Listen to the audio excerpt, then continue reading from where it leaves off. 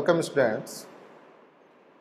Today our topic is data structures and we will learn about the basic of data structure. So these are the contents of our today lecture: introduction to data structure, classification of data structure, operations on data structure, definition of algorithm, characteristics of algorithm, analysis of algorithm, time and space complexity of algorithm and types of analysis. Now, data structures. What is the data? First, we will learn what is the data. Basically, we consider data as a collection of raw fact. It means any such type of data through which we can't make the proper sense is known as a data.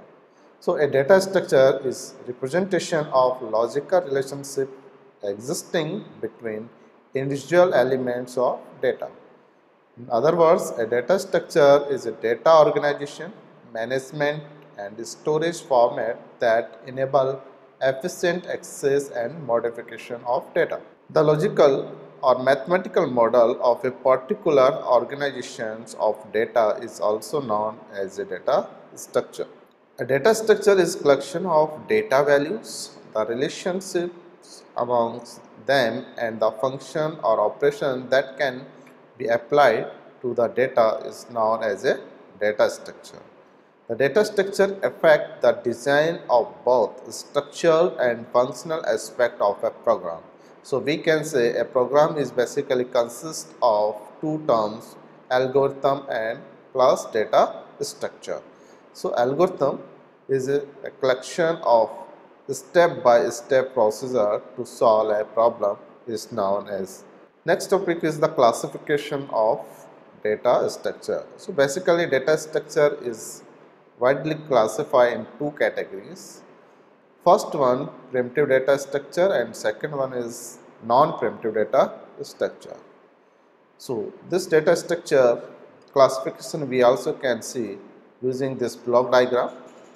Data structure classify primitive data and non-primitive data. Non-primitive data is also known as a user-defined data structure, and primitive data are basically int, float, char and doubles are considered like as a primitive data. Again, non-primitive data structure is classified in two categories, linear and non-linear. In linear, again classify static and dynamic. In the static linear data structure, we consider array, and in dynamic linear data structure, we consider linked list, stack and queues. And non-linear data structure are included with example of tree and graphs. Now, what is the primitive data structure? These are the basic structure and directly operated upon by the machine instruction. So we can say that the data structure which are executed by the machine level instructions are known as a primitive data structure. Example of these data structure are integer, float point number, character constant, string constant and constant fall in this category. Next is non-primitive data structure. These are sophisticated data structure. This data structure don't use the consecutive memory space. The data structure that are derived from the primitive data structure are known as non-primitive data structure. The non-primitive data structure emphasis on the structuring of group of homogeneous or heterogeneous data types. Now, operations on data structure. We basically perform 6 types of the operation on data structure. First one is insertion. In the insertion operation, we add new data element in existing collection of data element. Deletion operation. In this operation, we remove a data element from existing data item. Next is traversing. Traversing is accessing each data element exactly once so that it can be processed. Next operation is the searching operation. Searching operation is used for finding out the required data element from existing collection of data items. And next is the sorting. So sorting is a process of or arranging the existing data in specific order. And next is merging. So merging is the process of taking two or more group of data and combining them into a single unified set is known as a merging. Next term, we use the algorithm. So what is the algorithm? An algorithm is collection of well-defined sequential steps that enable to solve a given problem. An algorithm is self-contained step-by-step collection of operations to perform to solve a specific problem. Now we take the application of algorithm. So we are taking an example. An algorithm for driving to friend's home could be perform the following step. First, we find our key. After finding the key, we walk out of the home, and after walk out, we close the door, and after closing the door, we open the car door and get into the car and put the key into the ignition. So that is the collection of the steps that show how we drive to a friend's home. Now, characteristics of algorithm. So basically, algorithm perform the following characteristic. First characteristics is input. An algorithm should have optimal number of input data or information. Next is output. An algorithm should have ability to produce well desired output. Third characteristics is correctness. The output correctly related with the input that denote the characteristics of the correctness. Next is unambiguous statements. So it is the very important for the any types of the algorithm. The statements used to implement an algorithm should be clear and each of its steps must lead to only one meaning. Next is the finiteness. An algorithm should be have finite number of steps to solve a given problem. Next point is analysis of algorithm. So what is the meaning of analysis of algorithm? The analysis of algorithm is basically a process of analyzing the problem solving capability of algorithm in terms of time and space required. It provides the theoretical estimations for required resources of algorithm to solve a specific computational problem. Algorithms is determination of amount of time and space resources required to execute it.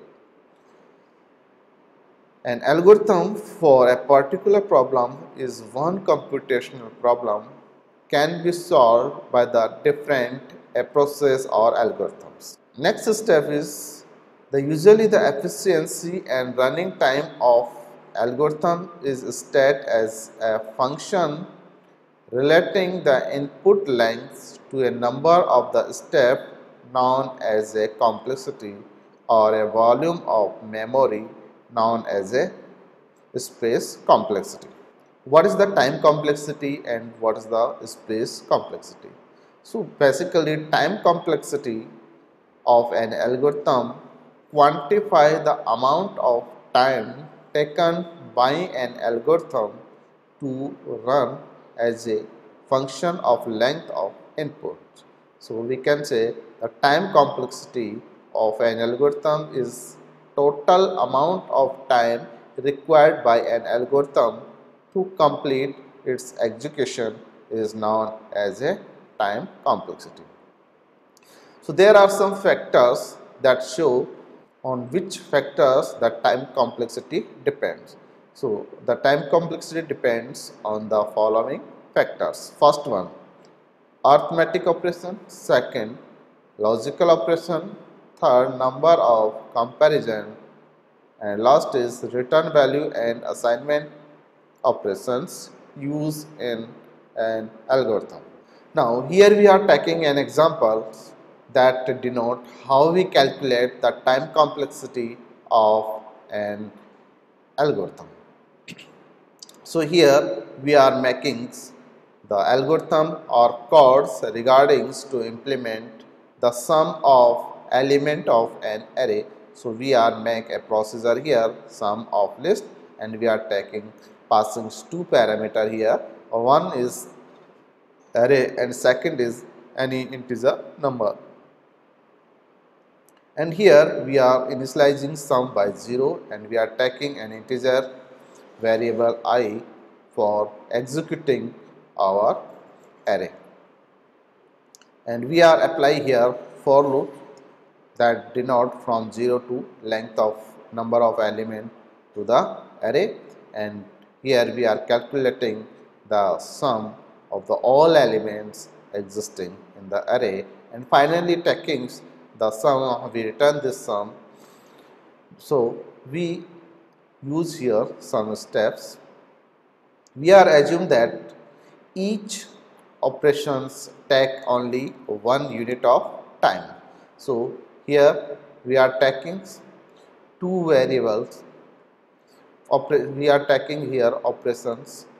First operation is the initialization operation. Here sum is initialized by 0. So, we are taking the required number of units 1, and we are observing here the for loop. There is basically 3 operations, one for initialization, second for checking the condition, and third for increment the value of variables. So, we are assuming that each operation is taking 1 unit of time. So, we are adding 1 plus 1 plus 1. Now, here there are basically 2 operations. First operation addition and second operation is basically assignment operation. So, each operation taking 1 unit of time. So, he will take 2 unit of time here, and here we returning the value sum, and we assume that it will take 1 unit of time.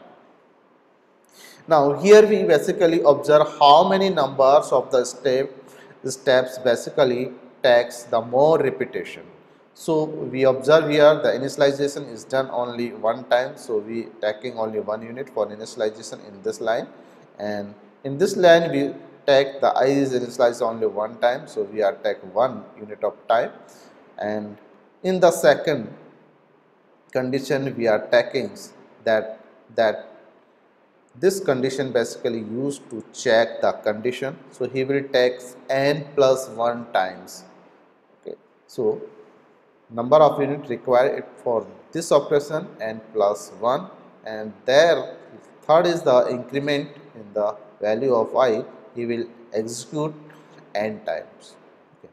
Now, similarly here we performing 2 operation, and these 2 operation will execute by the n times. So, number of time required for this statement is 2n, and return is done only one time. So, he takes 1. So, here we calculate the total number of time required to execute this algorithm is 1, 2n plus 1, solving using this expression, and 2n for this line and n for this line. So, making total of this we get 2n plus 4. So, total time required for executing this algorithm is order of 2n plus 4. In the above calculation, the cost is the amount of the computer time required for single operation in each line. Repetition is the amount of computer time required by each operation for its repetition. Total is the amount of computer time required by the each operation to execute. So here total time of unit is calculated by 2n plus 4 units. Next is the space complexity. So space complexity of an algorithm quantify the amount of space or memory taken by an algorithm to execute as a function of length of inputs. So in other words, the total amount of computer memory required by an algorithm to complete its execution is called as space complexity of that algorithm. Now there are some factors which are used to calculate the space complexity of a given algorithm. So memory contents in space complexity. So these contents depend on the space complexity. First, to store program instruction, to store constant value, to store variable value, and for few other things like functions call, jumping and statements, etc. Here we are again using an algorithm for calculating the space complexity of given algorithm. So here we are using two variable. We are using here an array, and we know that array is basically denoted by the number of element inserted in that array. So and we define here types of array is integer. So each element for this array required two elements. So and number of element in this array is n. So total number of bytes required by this array 2 into n. Now next next line we are observing that there are two variable and each variable is integer type. So total number of byte required by this statement is 2 plus 2, 4 byte. And we also take here that here int n is a variable and its data type is integer, so he also required 2 byte here.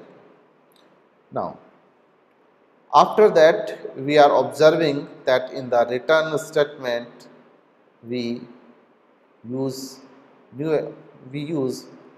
returning value here, and we define here the sum is type of integer, so he will take 2 byte here. So total memory, a total number of byte required by this algorithm is 2n plus 8 byte. So we can say that the space complexity of this algorithm is order of 2n plus 8. So here we explain these statements one by one here.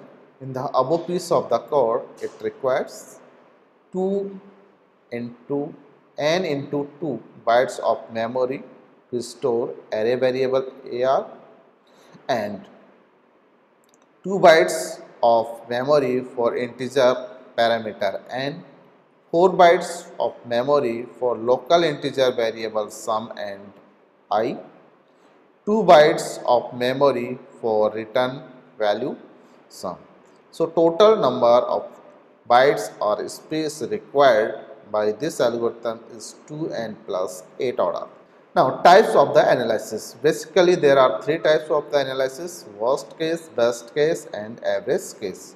So what is the worst case and what we do in the worst case?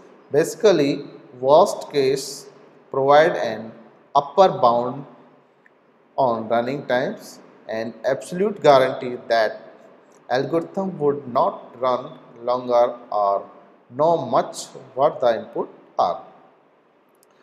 The best case provides a lower bound on running time and input is the one for which algorithm run the fastest. The average case provide a prediction in about the running time and assume that the input is random. So today our lecture is finished. Thank you.